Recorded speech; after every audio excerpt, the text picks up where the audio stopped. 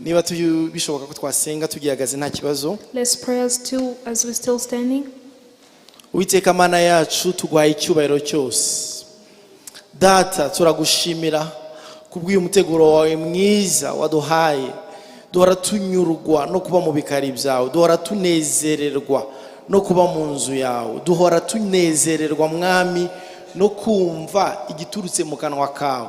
Niwe wivugiye mwami si rimwe si kabiri ko umuntu adatungwa n'umutsima gusa, ko umuntu adatungwa n'umugati gusa, ahubwo atungwa n'igiturutse mu kanwa kawe. Niwe wivugiye nanone kandi ko gusigwa twasizwe nk'abigishwa bawe ariko kutwigisha. Niwe mwami Imana uyu munsi twaje kumva utuganiriza. Niyo mpamvu dusenga umwuka wera abe mwinshi cyane, asige buri mumwe wese, ari uvuga ari uwumva. Mwami tugabane twese. Urakoze kuri hagati muri twebwe, kandi urakoze ko nk'abana bawe ugiye kutugaburira ibishyitse mu izina rya Kristo Yesu. Amen. Urakoze cyane. Thank you so much. Mushobora kwicara. Imana ibaho umugisha. May God bless you. Hallelujah. Hallelujah. Ndabasuje mu izina ry'umwami wacu Yesu I Kristo. greet you in the name of our Lord Jesus Christ. Imana mwese bagire neza. May God do good to you. Reka dusuze abo ku Gisozi. Abo ku Gisozi mumeze neza. Let's greet people from Gisozi. Abakarumuna namwe muraho. And those from Abakachiru. Kanunga. Hallelujah. We greet from people from Kachiru. Abanyakabanda. Bwana Yesu asifiwe. Abakanombe muvuge ngo hallelujah. People from Kanombe. Hallelujah. Abaremera muri hehe? Abanyamirambo ntago nabibagiwe. Nyabugingo. Hallelujah. Mirambo, we greet you as well. Abakimisagara. Bwana Yesu asifiwe. Amen. Ni mwe benshi kabisa. Hallelujah. Abandi nibagiwe ni bande? Well, those that have forgotten. Abagisozi na Kimisagara ya mbere. Gisozi and Kimisagara ya mbere. Yesu mwese abagire neza. May the Lord Jesus Christ do good to you. Ikaze muri iki cyumweru cy'amaselule. Welcome in this week of cells. Niba udafite umuryango, niba udafite selule waracikanywe. If you don't have a family or a cell, you've been missing. Pastor yavuze ngo nta matangazo menshi afite, none n'ijye utangiye kuyatanga. Pastor said he doesn't have so much announcement and I'm the one giving them out. Ariko na ahantu heza umuntu akurira. It's somewhere where you can go, akiga gusenga, learn how to pray, akiga no gusoma ijambo and ry'Imana. learn how to read the word of God. Akabaza ibibazo wenda mutaza kumbaza. You ask questions which you cannot ask me right now. Imana ibaho umugisha mwese mwaje kumva ijambo ry'Imana uyu munsi. May God bless you all for coming to hear the word of God. Nshimiye Imana nanone ko yambashije kuba hano. I also thank God for having enabled me to come here. Byukuri ntago naje gutanga gusa, naje no kwakira. Truly, I didn't come just to give, but also to receive. I feel like God is going to speak to me as well. Kandi nshimiye umushumba. I thank the pastor. Aha kuri pulpit na hano hakomeye cyane. This pulpit is very powerful. Nkuko nabivuze kandi ngunda kubivuga n'ikindi gihe twakuze tumureba tudashobora no gufungura udushumi tw'inkweto ze. So we grew up seeing him and we couldn't even untie the laces of his shoes. Ibi n'ukuri ntago ari amakabya nkuru. This is not going beyond. Umushumba Pastor Ron twamurebaga turi abanyeshuri cyangwa turi batoya tuvuga ni gute umuntu yamwegera. Our senior pastor Aaron, as we were young, we could say, how are we going to be able to approach him? Aha nahiga ibintu byinshi ariko hano I learned a lot of things from this place. Najyaga masengera kera. I used to pray from here back then. Kuva kera mutarubaka. It was before you even built this church, so it means there's so many years ago. I even remember some words which I learned from here, and I do still remember it. It's after 20 years. There is a word I learned from here in Kimisagara Restoration Church.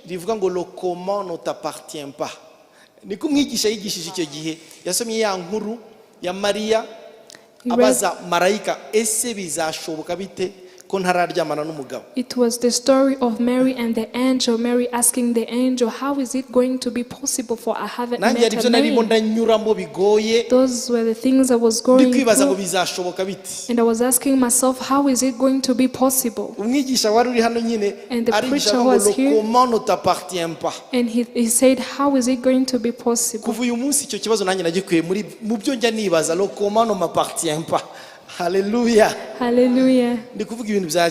I'm talking about past things. I'm so honored to be here tonight. Thank you, Pastor, for inviting me. May God bless you. Amen.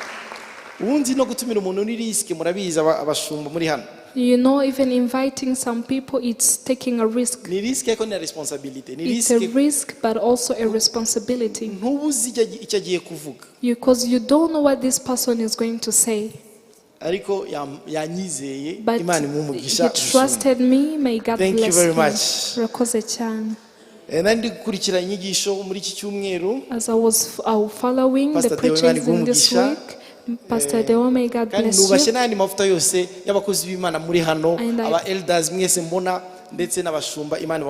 I also honor every servant who's here, the elders. May God bless you. Let's get into the Word of God.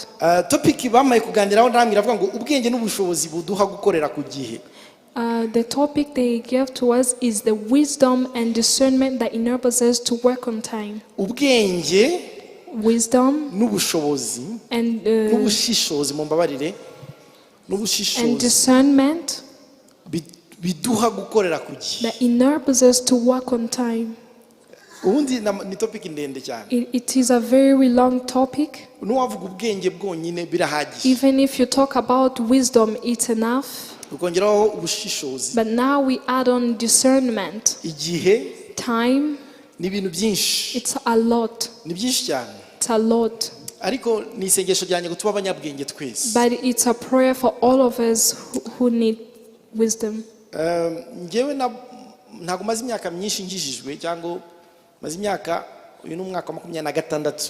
haven't been saved for so many years. This is the 26th year. Probably it's many or less comparing to the person. But I've seen that people need wisdom more than other things. Hallelujah. Hallelujah. A man needs wisdom more than money. Because wisdom can bring money, but money cannot bring wisdom. And wisdom is greater than degrees. It's more than education. Don't you know that there are people who are educated but they have no wisdom? They are there, many.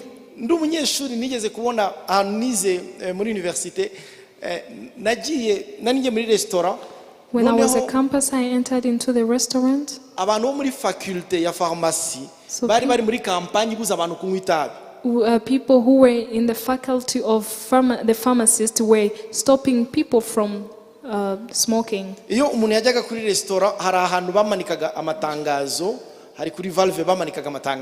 On the notice board, they will hang on the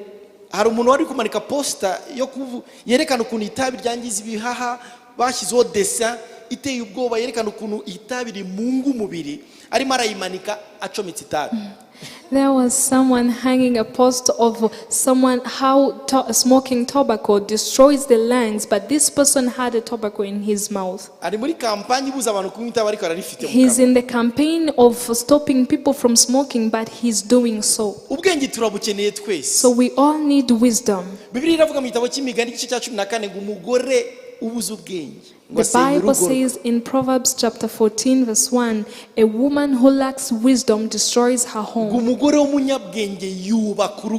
A wise woman builds her household. If you're close to a woman, tell them, please have wisdom.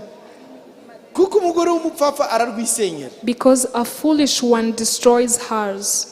Bibiliya isaba abashumba kuba abanyabwenge. The Bible asks pastors to be wise. Muri Maraki igice cya 2 Bibiliya iravuga ngo akanwa k'umutambyi gakwiriye kuvuga iby'ubwenge. Malachi chapter 2 it says the mouth of the priest must speak of the wise thing.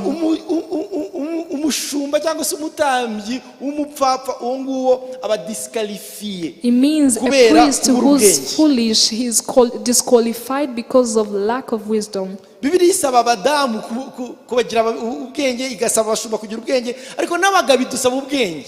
The Bible asks women and priests to be wise, but it also asks men to be to have some wisdom. Yageze ku bagabo yo irakabya cyane, iravuga ngo mwabagabo mwereka abagore banyu iby'ubwenge, nimutabereka iby'ubwenge amasengesho musenga ntazasubizwa. And to men he emphasized on it and said, you need to have wisdom, because if you do not so, your prayers will not be answered. Petero wa mbere igice cya 3 niko havuga, haravuga ngo mwabagabo mubane n'abagore banyu mubereka iby'ubwenge kugira ngo amasengesho yanyu atagira inkomyi. First Peter chapter 3 says, you men show your wives things of wisdom so that your prayers won't be hindered. So we need wisdom. Hallelujah. Hallelujah. Abapapa mukeneye ubwenge, abamama mukeneye ubwenge, abajene dukeneye ubwenge, abatambyi bakeneye ubwenge, twese dukeneye kuba wise people. Dukeneye kuba abanyabwenge. Men, young women, priests, you need to have wisdom. Ninza gusubiramo ibyo bavuze abandi nta kibazo ubwo n'umwuka wera ubushaka kumbivuga. If I repeat after what other people said, it's okay, because that will be the Holy Spirit wanting to emphasize on that. Nifuza uyu munsi kuza kuvuga kuri topic, ariko wenda ndibanda ku gice kimwe uko umwuka wera azanshoboza, tuzagenda dusesengura ibindi. And I will talk about one part of it as the Holy Spirit will enable me. We'll talk about other things. Dusome kiriya cyanditswe turimo turagendera cyo muri Yohana igice cya 4. Let's talk about the word, John chapter 4. Yohana igice cya 4. John chapter 4. Niyo texte turimo turiga. That's the text we are learning about. Duhereye ku murongo wa 35. From verse 35. Bibiliya iravuga ngo mbese ntimuvuga ngo hasigaye amezi 4 isarura rigasohora. Do you not say there are still 4 months and then comes the harvest?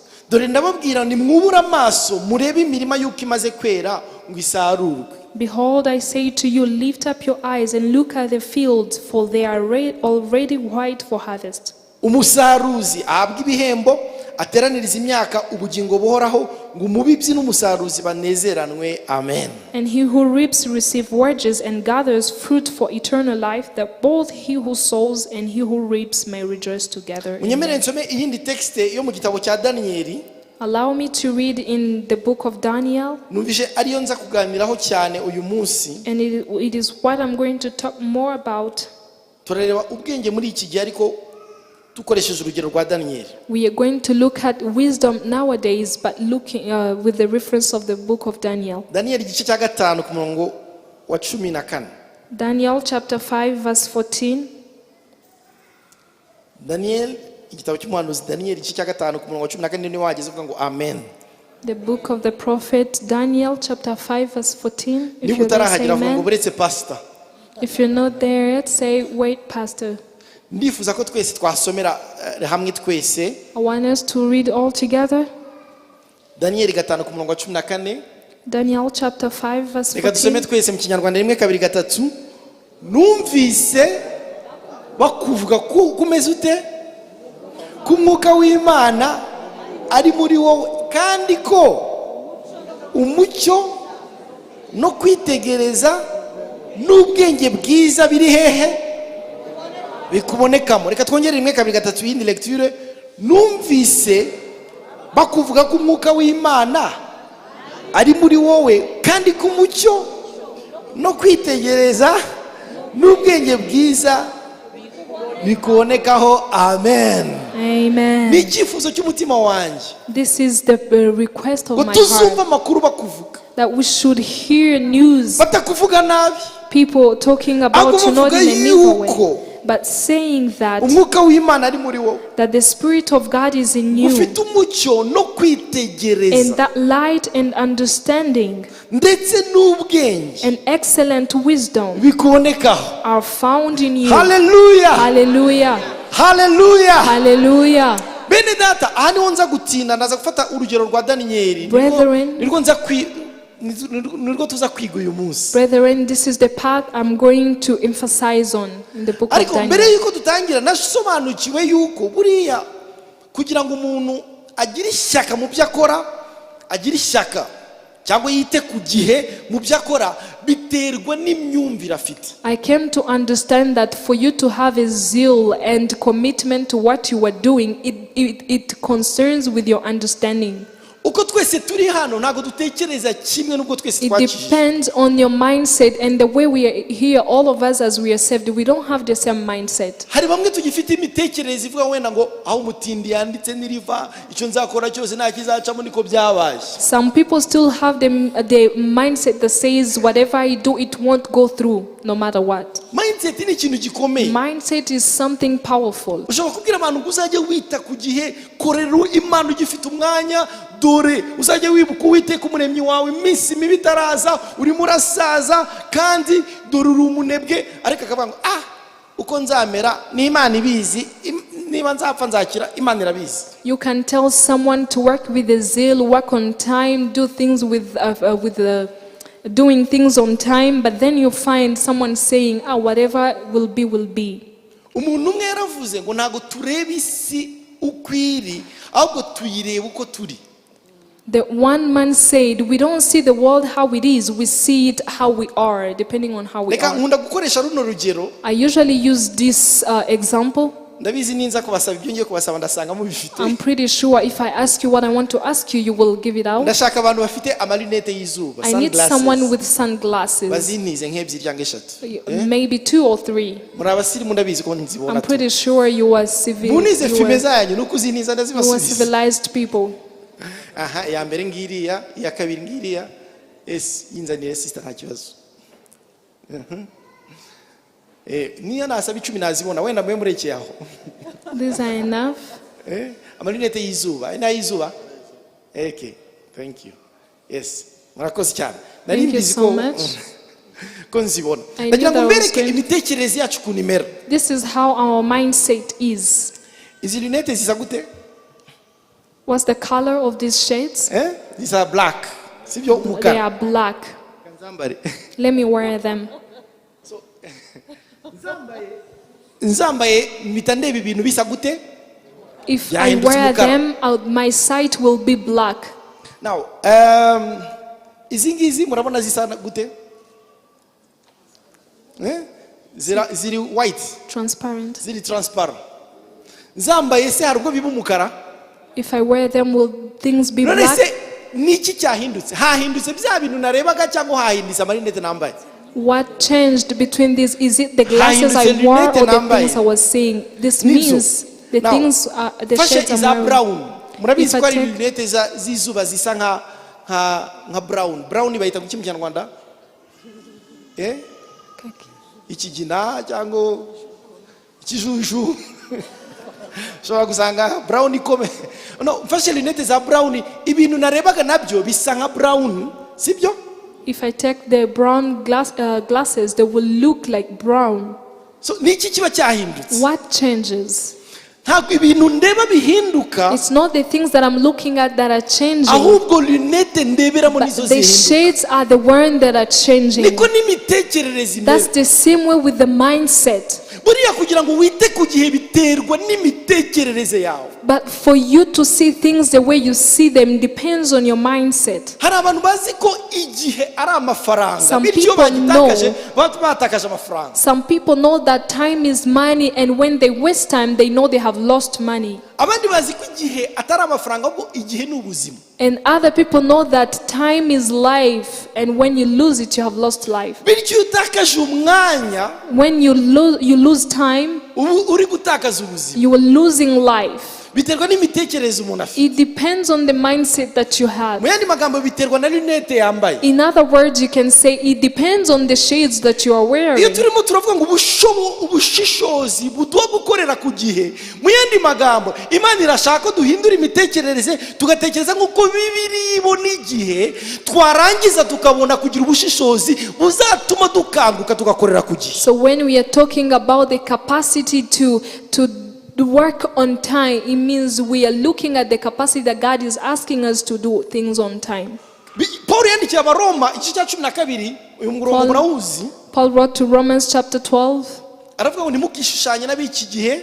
Do not conform yourself to the world. Ngo muhinduke mugize imitekerereze mishya. Rather be transformed by the renewal of your mind. Mugize mu Kinyarwanda avuga ngo mugize imitima mishya, nabyo nibyo, ariko hano bavuga mugize imitekerereze mishya. In the Kinyarwanda version it says by changing of your heart, but it's also the renewal of your mind. Kugira ngo tube abanyabwenge. For us to be wise. Tugire ubushishozi bwo gukorera ku gihe. And have the discernment to work on time. Bizagusaba guhindura lunette. It will require you to change the shades. Nagira ngo urebe mugenzi wawe mu maso udafite isoni umubwire ngo hindura lunette wambaye. Look at your neighbor without fear and tell them to change your shades. Nago ndimo ndavuga izi nyine lunette z'izuba. I'm not talking about the sunglasses. Reba ibintu nk'uko Imana ibibona. I'm asking you to look at things the way God sees them. Yesu yaratangaye. Jesus was amazed. Yicaye ku iriba. He was sitting on the Yakoze well. urugendo kuva saa 12 kugera saa 6 z'amanywa. A journey from 6 to midday. Yari yakoze urugendo amasaha 6. It means he had made a journey from 6 to 6 hours. Aricara ategereza umudamu. He sat waiting for a lady.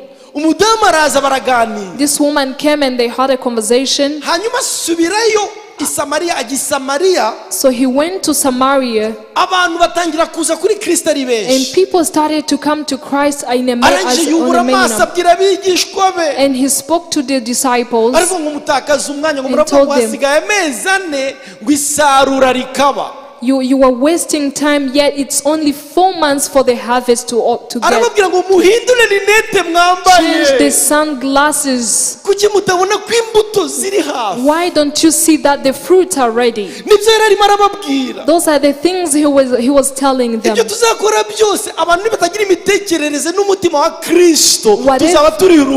Whatever we do, if we do not have the mindset of Christ, we will be doing things in vain.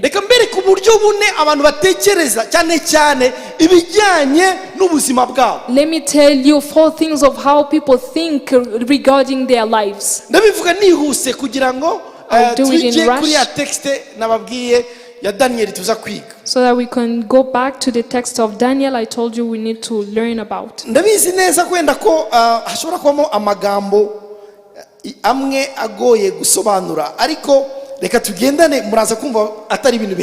Some words will be difficult to interpret, but we'll get it together.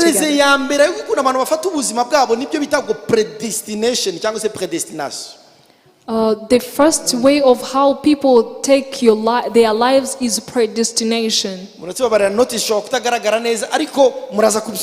You will understand, I'm pretty sure of that.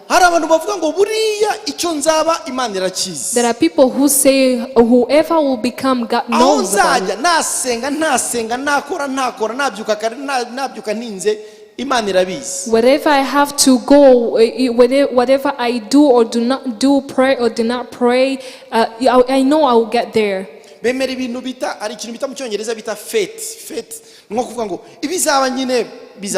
believe in faith that whatever will be, will be. These are the first people. Even in Christians, you'll find them there.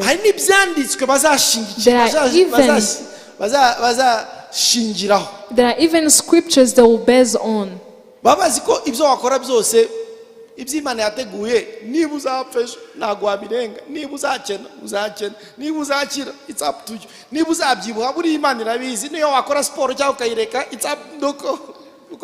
They believe that whatever you do, things will remain as God has planned, no matter what.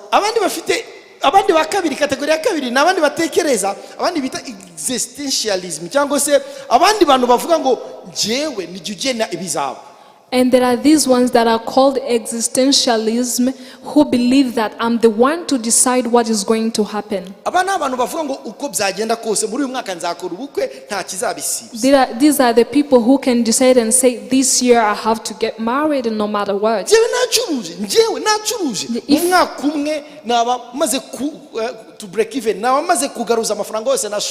They will say that if I do a very good business, I will return the money that I invested. The thinking capacity is expanding. It's expanding on a high speed. New age movement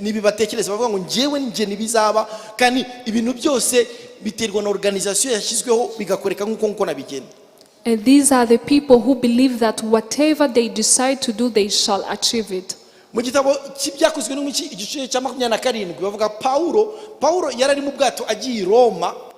the book of Acts chapter 27, as Paul was heading to Rome,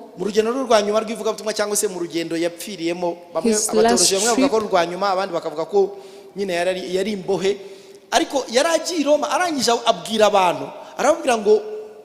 mwe mwitonze ubu bwato buraza kugira ibibazo ariko ngo umukapiteni w'ubwato na nyiri ubwato bapima umuyaga bapima ibintu byose baravuga ngo nta kibazo mureke dutsure tugende.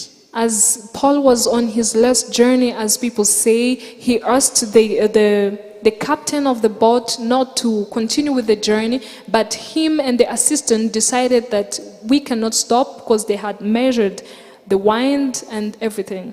Bibiliya y'igifaransa iravuga ngo croyant être maître de lui-même.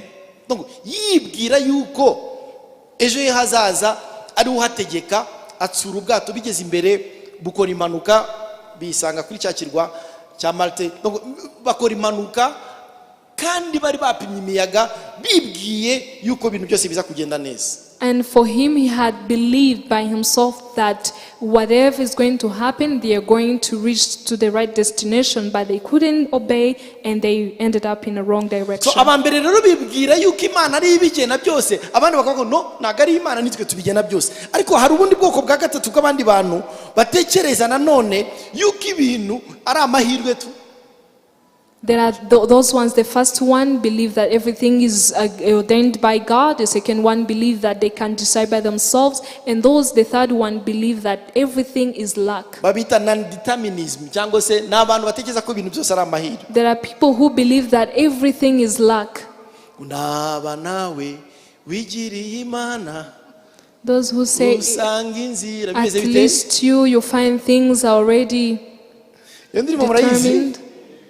Ngo naba nawe wigiriye Imana usanga inzira yarahari n'amahirwe niba ushobora kumenya Bibiliya mu mutwe n'amahirwe naba nawe urabishobora. There are those who say that at least you find ways were cleaned, at least you can be able to read the word, such things. Hari n'abandi bakane, and there are the fourth ones.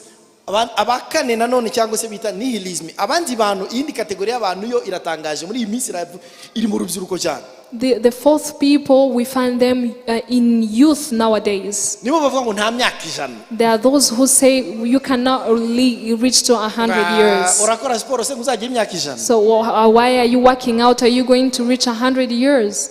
Urashora amafaranga se cyangwa se urazigama nguzagira imyaka ijana. Do you invest or save? Are you going to spend 100 years? N'abantu bavuga ni imitekerereze ntabwo iba gusa mu Rwanda ariko n'ahandi. N'abantu bavuga ko byagenda kose uzapfa. There are these people who say whatever you do, you shall die.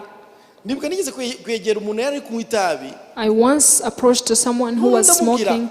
Uretse no kunywa itabi yuko byangiza umubiri w'umwuka wera cyangwa se byangiza ubuzima bwawe ariko oya namwe uretse no kudatinya Imana ntubona ko no kunywa itabi byangiza ubuzima bwawe. I told him not only that smoking is disobedient to God, don't you see that it can destroy your body?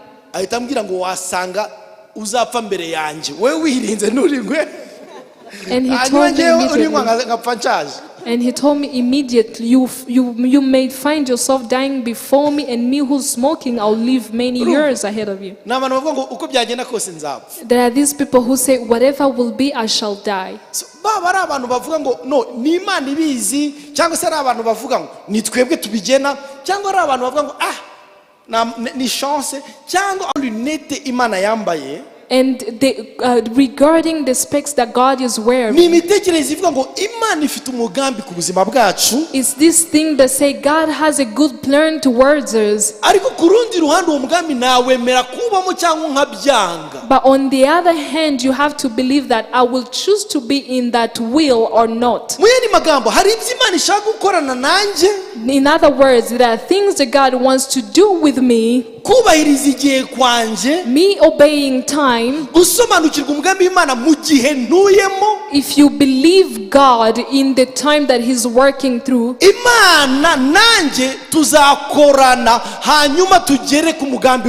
God and me are going to co-work, and then we reach to the right destination. So how do we yes, we do co-work with God.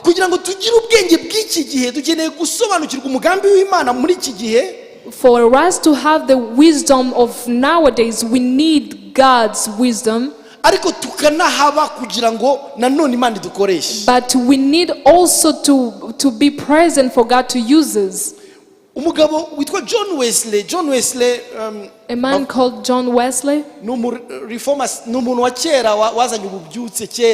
He's a man who brought revival back then. He's a British. He's the one who started the Methodist Church.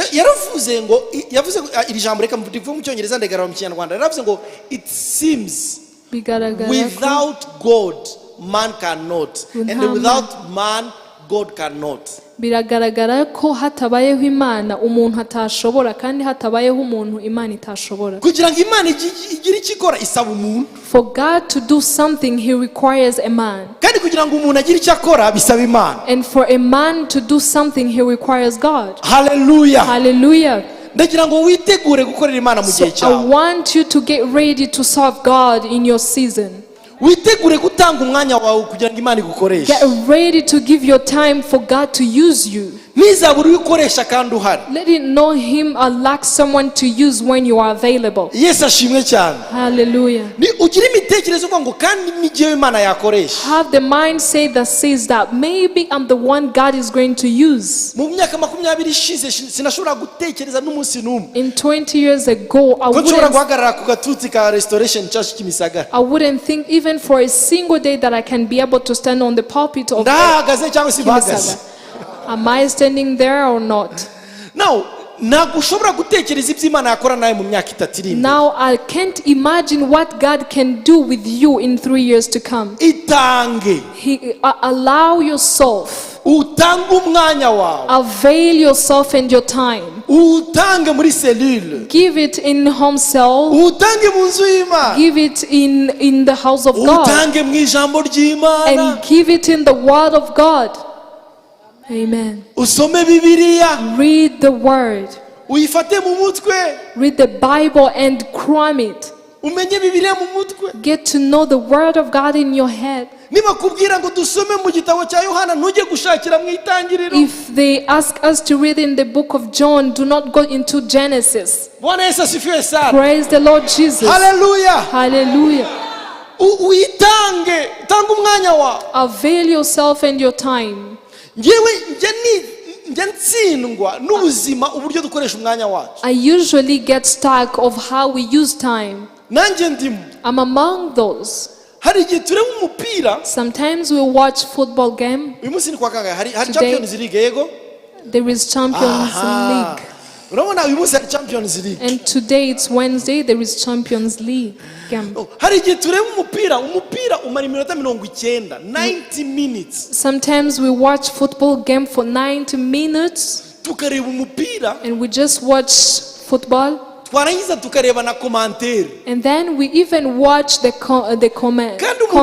Umugabo mwiza nagareba commentaire ya chaîne imwe gusa. And a good man does not watch comments from one channel only. Ujya kuri ESPN ukamenya ibyo bavuze. You have to go to ESPN, get to know what they have said. Go to DSTV and get to know what they say. Ukafata canal ukareba umukomantateri wabo. Canal please and get to know what they say their comments. Ukaanalyza bien. And now you analyze it clearly. Wanaanza ukafata Twitter. And then you take Twitter. Ukajya kuri social media kugira ngo urebe commentaire. Social media platform to check the comments as well. Niko bigenda. That's how it happens. Ariko gusoma Bibiliya iminota 15 bari kwayo. The Bible for 15 minutes you start to yawn. No, tuvugisha ukuri. Let's be honest. Mwumva ko dufite ikibazo. Don't you see that we have a problem? Umuntu areba series. You watch a series. Marimar. The series called Marimar. Ukareba Marimar. You watch Marimar. Ukareba episode ya mbere ya kabiri. The first episode, the second, the third. You even search for other seasons. Ureba France 24. You can watch France 24. Church of God. But we have lacked to enter into the Word of God. We have a problem. And this is the mentality problem. If God wants to work, He wants to work with you who is ready. Can your time be dedicated to God and let Him control it? Can it be possible that you'll take your time and place it in the hands of God? Nowadays, we've been watching M23. We watch news. Do we have some people here who did so? A few days ago when they captured the city of Goma, I couldn't sleep. I was just awake watching news, all the comments. I would call my friends from Goma. And you know there is no internet there. I put so much zeal into it. Maybe my strength couldn't add anything over there. But when they tell us to learn about the Bible, it becomes heavy. We need to repent. The things we invest our time into. Yes, it's not bad to watch news. Watching football is not bad. We are allowed to do everything, but are they worth it? Hallelujah. Hallelujah. I want us to become wise men who use time wisely. We should learn the books in the Bible and get to know them.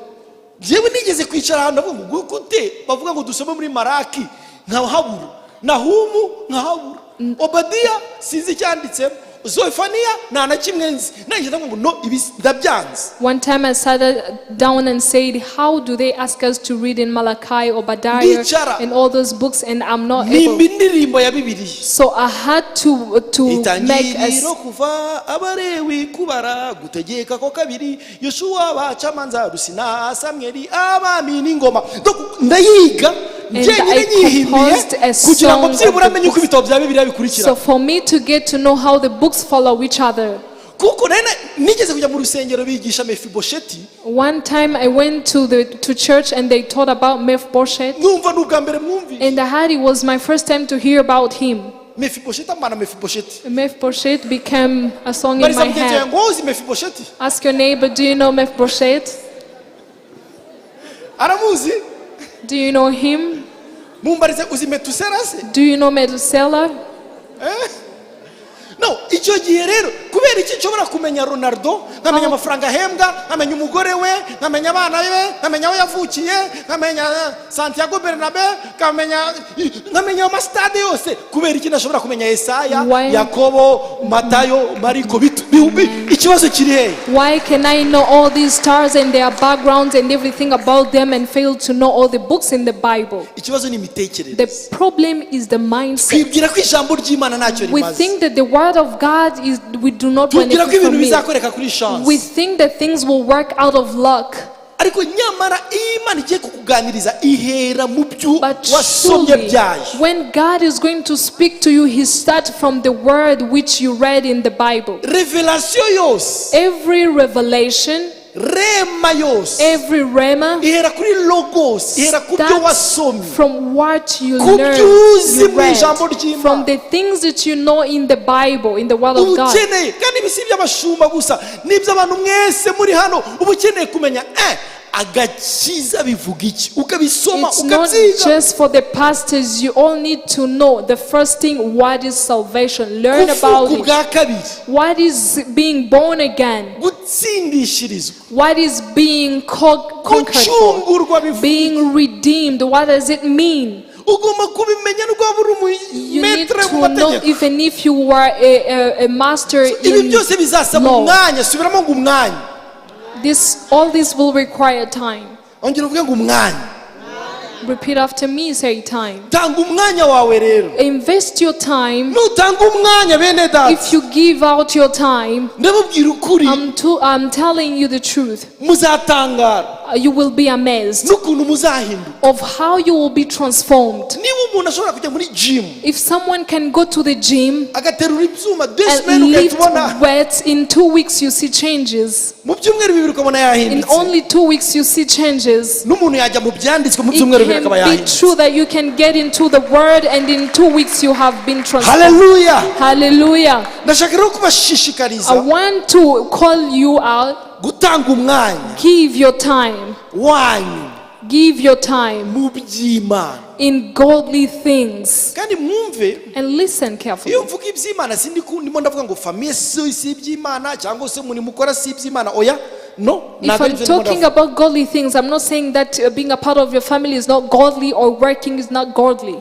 ariko ukeneye kuvoma imbaraga You need to fetch, to draw strength zizakubashisha kugira ubwenge that bwo will kuba papa mwiza. allow you to become a better father. Hallelujah. Amen. uvuge ngo amen. Amen. Hallelujah. Hallelujah. umugabo witwa Daniel A man called Daniel, yavomaga ubwenge he drew wisdom.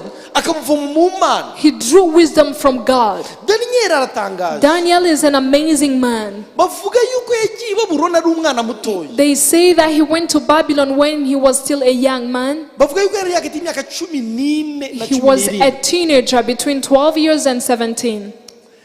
14 na 17. 14 to yari 17. mutoya. So he was young. yagiye He went. atagiye muri tourisme. He was not going out for tourism. yajyanywe bunyagano. He went as a captive. yari imbohe. He was a captive. abakomantateri ba Bibiliya bavuga yuko agezeyo bamuhinduye unique yarya ni bamuhinduye inkone. And when he went, people, those who do comments say that he became a eunuch.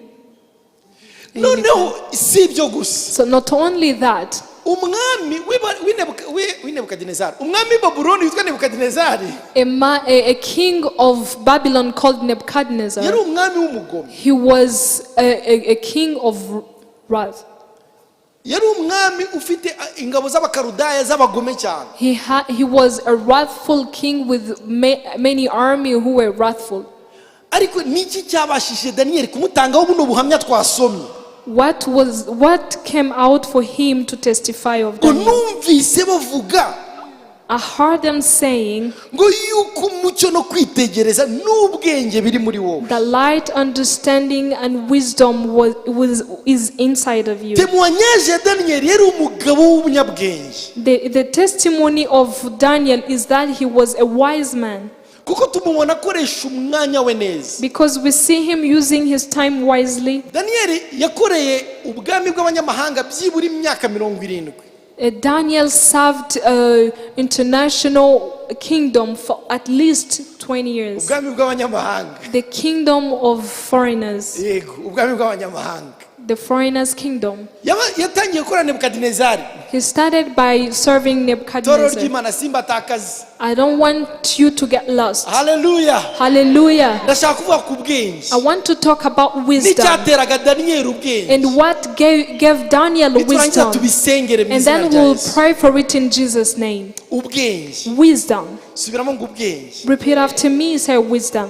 vuga ngo mana mpindura umunyabwenge God turned me into a wise nukuri person. njye narabibonye ko Imana ihindura I have umunyabwenge seen that God can change people by giving them wisdom. abantu bakunda Kristo Imana ibahindura People who abanyabwenge love Jesus, God gives them wisdom.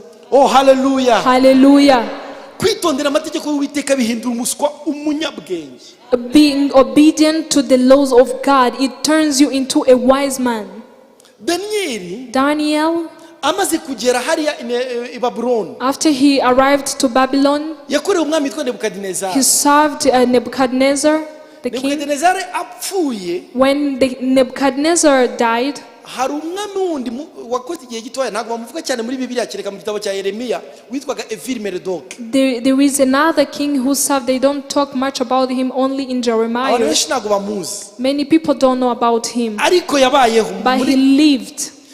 nanone uwo Evil-Merodach avuyeho haza Belushazari And after Filmelech, there came Belshazzar. Belushazari ubwami bw'abababiloniye burarangira The kingdom of him got over. haza undi mwami witwaga Dariyo There came another king called Darius, wo mu Buperesi who are from Pars. haza na Kuro There came Kur.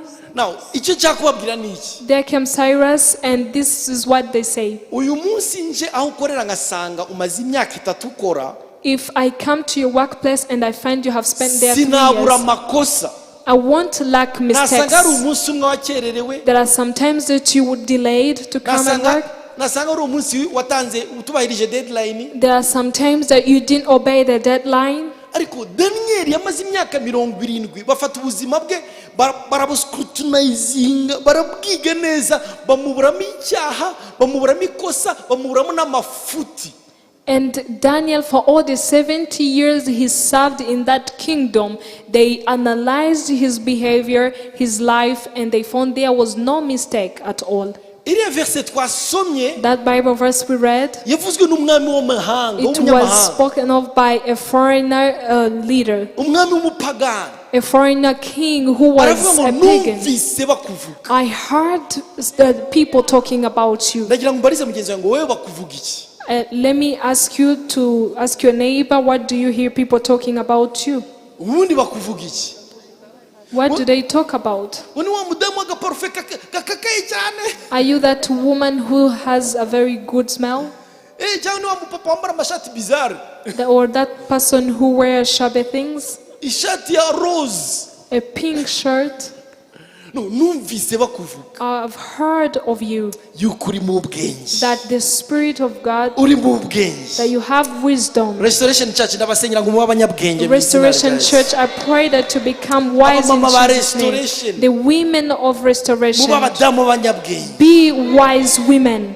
abagabo ba restoration Men of restoration church, duhinduke abanyabwenge become wise. yego mu rugo Yes. tuba abanyabwenge mu kazi tuba abanyabwenge muri Let business tuba us be abanyabwenge wise in business and work and at home, ku buryo bizumvikana to the hanze extent that it will be heard outside. ngo muri twebwe harimo ngo umucyo no kwitegereza That there is light and understanding inside of us. rya jambo rivuga ngo discernment cyangwa se The word says ubushishozi the discernment buri muri twebwe is in us. Daniyeli rero yari abifite Daniel heard all these things bamutangira ubuhamya and they testified of turi kumwe him. torero ry'Imana Are we together, Church of turi muri God? Daniyeli igice cya 5 ku murongo wa 14 Daniel chapter 9 verse 4. numvishe bakuvuga I've heard yuko of umucyo you w'Imana uri muri that the light of God is in you.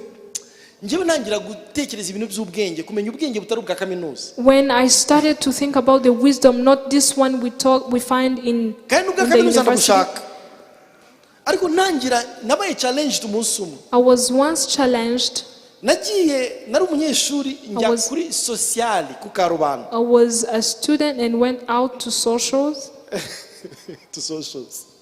Nibyo tu ni kuri socials naho ngaho nibyo. Nagiye ku ishuri rya sociali. I went to the school of social. Yego. Ni ishuri ryitwa sociali ku Karubanda. Arabazi. Harabahize. Are there some students who went there? Nagiye kwiga. I had gone there for studies. Kubwirizayo. So we went there to preach the gospel.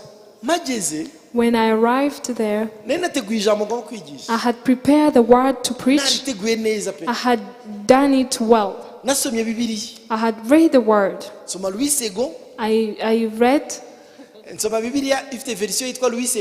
I read the version called Louis II. Even King James Version. An amplified version. Even NIV. Even French. And I read the version Derby. So I had really learned the word. Hallelujah. Hallelujah. So when I reached there, I preached.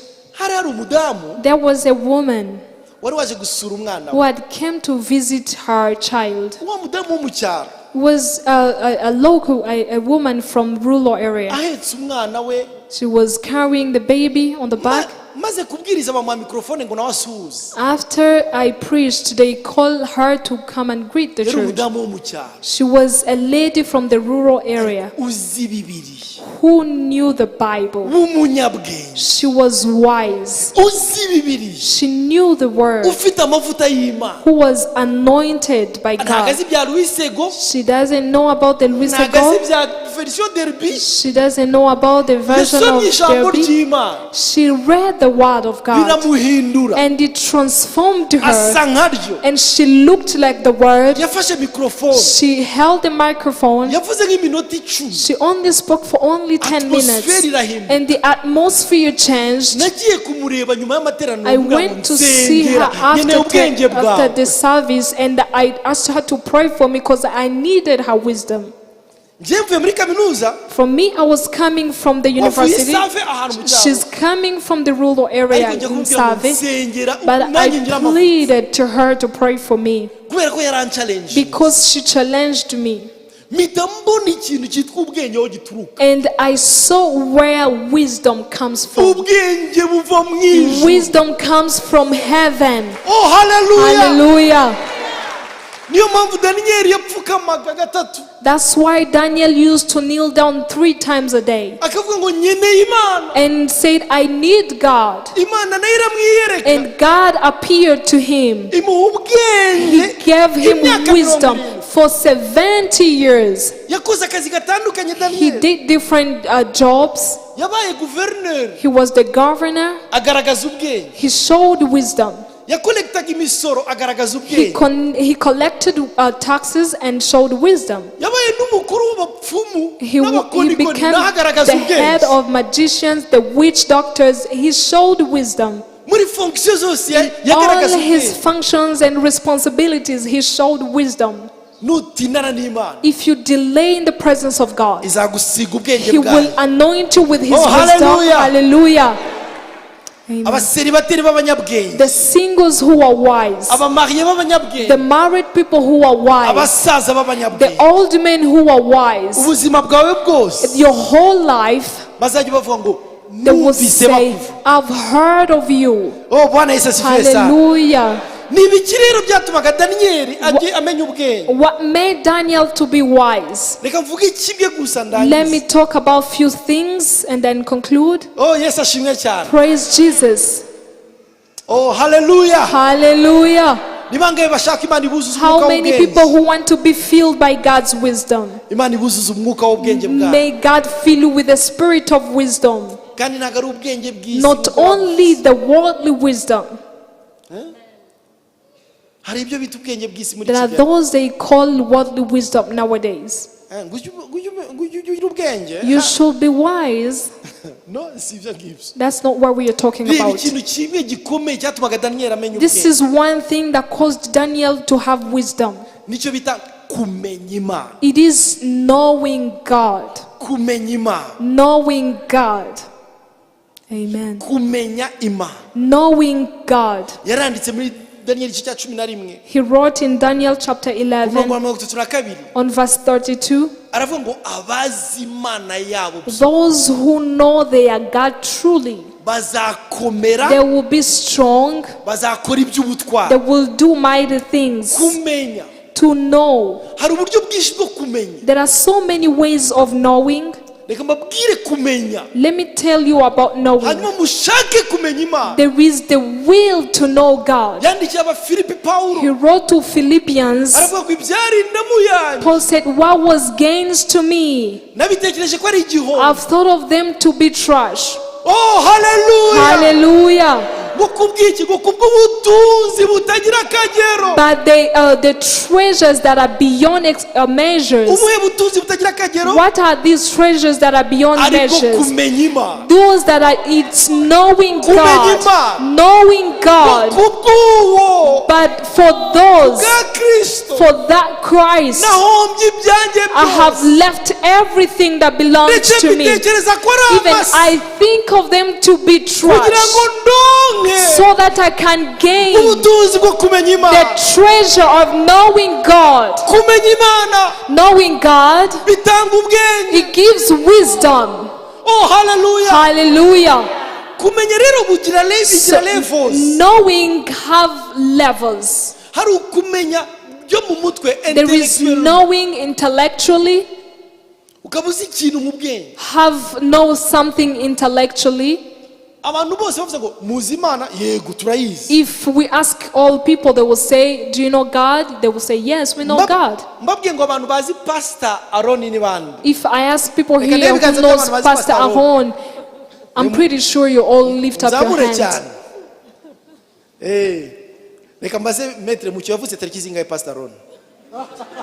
So if I ask Maître Mucho, when was Pastor Ron born? So would you say that you know him? So there is a level he doesn't know him about. There is someone here who knows his birthday. And if I ask him between Porsche and cassava Porsche, which one does he like? You wouldn't know. There are so many domains that you don't know him. So there is God we learn in theology, or even in church. But this is the God in the head, the God intellectual. So even when you read the Bible, stories in the Bible, it means these things, you know them just intellectually. But there is another level of knowing God. There is another dimension of knowing which is called moral knowledge. Knowing right and wrong. This is also the level of knowing. But there is the third level of knowing that is called the revelation. Revelation. Oh, hallelujah. Hallelujah. Praise Jesus. Let me give you an instant of what happened to me. How many people here know? I want us to lift up our hands. Those who know God answers to prayers, please lift up your hands. May God bless you. One day was a one instant day. I had fasted, praying somewhere. It was many days without eating. I was a student. And then they told me there are things I need to do. I was in the university from Butare. There are things I need to do in the city.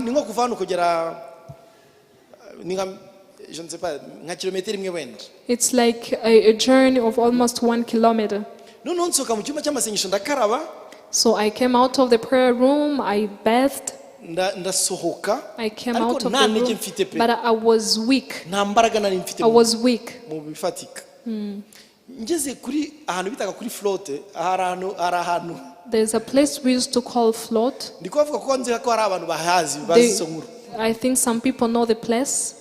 ngeze kuri flotte none ndasenga. So when I reached to the place called Float, I prayed ryoroheje ndavuga ngo with mana a kushobora byose. soft voice, saying, "The Almighty God, mana kushobora byose wampaye lift." you were capable to do everything. Why don't you give me Urumva a ni isengesho lift?" ryoroshye. It's a very soft prayer. nari ngiye kugenda n'amaguru kuri rectora I was going to walk up kandi to nkajya that numva nta mbaraga place, mfite. but I was out of strength. noneho bisi ya kaminuza So the bus of the campus, bisi ya kaminuza iraza incaho the irakomeza. bus of the campus passed by me. irakomeza iragenda igera hafi ya kuri barriere. So I reached up to Irarenga. the border and passed by. igeze imbere When it reached to the other shoferi side, atera reverse, the driver returned. atera marche arrière, So he reversed. aragaruka araza ngira ngo He yibagiwe came, ikintu. so I thought he forgot something. arangije areba mu idirishya namwe ngo ntago ukeneye lift. He peeped in the urumva aramwe ntago ukeneye lift namwe ngo ndayikeneye. arafungura bisi ya kaminuza, bisi nini cyane ijyamo nk'abantu nka 30. So he opened for me and I entered in the bus. noneho ngira ngo ni umushoferi gentil So I thought he was just ugenda utwara abantu bose. he was a very good ninjiramo driver. arafunga So he closed. aca ku bandi banyeshuri bo kuri He passed barriere by other abacaho, students who were on the border. aragenda angeza kuri rectora neza. So he took me up to the place where I was going. hallelujah. Hallelujah. kuva uwo munsi rero From that day on, nibwo namenye ko Imana isubiza that's when amasengesho. I understood that God answers prayers. Amen. nabimenye atari mu bwenge, nabimenye kubera guhishurirwa Imana isubiza amasengesho. I did not understand that because of the mindset or intellectual level, but because of the experience I uyu had. munsi nubwo waza ukambwira ngo ni amahirwe amahirwe ataraguye ku bandi akangwaho maze gusenga, ayo mahirwe azongera ngweho n'ubundi maze gusenga. So even if you say it's luck or what, Hallelujah. those luck that happens to me after I pray and did not fall to other people, I wish it can continue like that. ubu rero nzi ko Imana isubiza So amasengesho. and now I understand that God answers prayers. hari igihe mba ndi gusenga ngo Mana, Sometimes I'll be Mana praying and itanga saying, lift, God abantu who bagaseka. gives lift, and people will laugh at me. sibyo Mana itanga lift. God who gives lift. ibi yarabinkoreye. So he did this to me. ese bivuze yuko igihe cyose nasabye lift yari impaye? oya, hari Does it ikindi gihe mean that- nasabye lift ntiyayimpa, ariko ntago byakuraho yuko nabonye Imana isubiza gusenga. There are so many times that I asked for a lift and he did not give it to me, but he won't stop me from testifying that he's a God who answers. What do I want to tell you here? kumenya brethren? Imana, Knowing God. hari urundi rwego ukeneye There kwihishurirwa. is another level that you want to get the revelation of him of. niho Daniyeli yari yarageze. So if Daniel reached there, yageze ku rwego ahishurirwa he Imana. reached to the level that he had the revelation of God. bakamubwira ngo nudasenga turakujugunya They mu would rwobo tell rw'intare. him, if you do not pray, we are going to cast you into ariko agakomeza agasenga. the pit. And he continued to hallelujah. pray. Hallelujah. bakamugambanira. They would go against him. yari guverineri w'ubw'ijana na makumyabiri He na birindwi. was the governor of 127 bose nations. bakamugiraho inama, They would go against him. ariko akavuga ngo iyi ni Imana But he would nizeye. say, this is the God I trust. yesu ashimwe cyane. Hallelujah. ndasenga ngo umenye So Imana I yawe pray that you get to know your God ku rwego rurenze urwo to mu the mutwe. level that is beyond your understanding. Imana That ikwihishurire, God will reveal himself to you. In ikwihishurire. a broad way, he will reveal himself to you. buriya bwenge buzaza kubera ko This Imana yatwihishuriye. wisdom will come when God reveals himself to us. Imana ntabwo tuyiga, We do turayihishurira. not learn about God, we get the revelation of him. hallelujah. Hallelujah. nibyo Pawulo yavuga ngo ndamaranira, This is why Paul said, ndaharanira, I work so hard. I press forward, I praise forward. ndiruka, I praise forward. I run faster. I'm pressing forward kugira ngo mumenye, so that I can get to know him menye n'imbaraga and I ze. get to know his power. Oh, hallelujah. Hallelujah. Menye n'imbaraga And get to know his strength. ubu bwenge bene data. This kind of wisdom, brethren. Yakobo yaravuze James said, ngubuze ubwenge agira ate when you lack wisdom, ngw'Imana pray itanga for it. itishama God who do not give favorite by favoritism, he will give to. So you get the revelation of this. ubwenge dukeneye muri iki gihe. The kind of wisdom we need nowadays. Kwiga kaminuza ni byiza. It's good to go to the university. Please go and do so. Sindi mu bantu batavuga ngo kwiga nta I'm not among people who say that going to school is not enough. because Truly. ariko nanone mwongereho n'isomo ry'amavi. Add the knowledge of Mana murikisha amaso yawe. say, God, please enlighten my eyes. Mana mu bushishozi. Please give me discernment. Mu bushishozi bwo kumenya Give me situation. discernment to discern the situation. Ni gute naba mu rugo How rwanjye can I be in my marriage ntafite ubwe. without wisdom? Mama yaduhaye ubuhamya. One day a woman gave us a Ukuntu testimony Imana yaje iramwigisha of ngo how God came and told her, ngo uri umupfapfa. you are a foolish. Yari umupasiteri. She was a pastor. We kajya avuga ngo igihe cyose yavugiraga hejuru. But all the time that she would speak out loudly, Saa mbiri za mu gitondo. early in the morning, by Akaza 8 akabwira a.m., umugabo amakara yashize gaze she would yashize. come and tell the husband, we are out of this, we are out of that. Umugabo akamubwira ati ariko buretse And the husband gatoya will say, please, aracyari mu gitondo. it's still early. Ngo twebwe abakongomani rero tuvugira But for hejuru. us Congolese, we speak out loud. Imana yakwireza aramubwira ngo And no, God came and spoke to sinshaka her. kuba uwavuye muri Kongo. I don't Ndashaka want you kuba to be a umukristo, woman from umunyabwenge. Congo. I want you to be a wise Christian woman. Yiga kumenya igihe And cyo kuvuga she ibi learned to know when to say things. kugira ngo rero Daniel abe So umunyabwenge. for Daniel to be wise, Yari azi Imana mu rwego rwa he revelation. knew God in the divine, Mu rwego rwo kwishura. in dimension of revelation of him. Byatumye havoma ubwenge. He drew wisdom from there. Hanyuma bamutangiye And ubuhamya. then when they testified Baravuga of ngo him, numvishe bakuvuga they say, I've heard of you, yuko umucyo the light ngo no kwitegereza and understanding ngo n'ubwenge and bw'Imana. excellent wisdom Biri from muri God wowe. is in you. Oh, hallelujah. Hallelujah. Abazi Imana yabo Those who know their God, bazakomera they will be strong bakore and they will iby'ubutwari. do mighty things. Ndagusengera I am praying for you kugira ngo uhishurirwe Imana. that you get the revelation of God. Imana ibahe umugisha kandi Imana May ibagirire God neza. bless you and do good to you. Amen. Reka nsenge. Let me pray. Niba bitabagoye ndabizi If ko it's not hard tudashoje for ariko you, reka dusenge twese. Please let's all pray. Mana mu izina rya Yesu. Lord, in the name of Jesus, Mpa kuguhishurira. enable me to receive the revelation of you. Mpa guhishurirwa Kristo. Enable me to get the revelation of Duhe Jesus guhishurirwa Christ. Kristo mwana. Enable me to get the revelation of Jesus Christ. Uduhe kumenya Imana.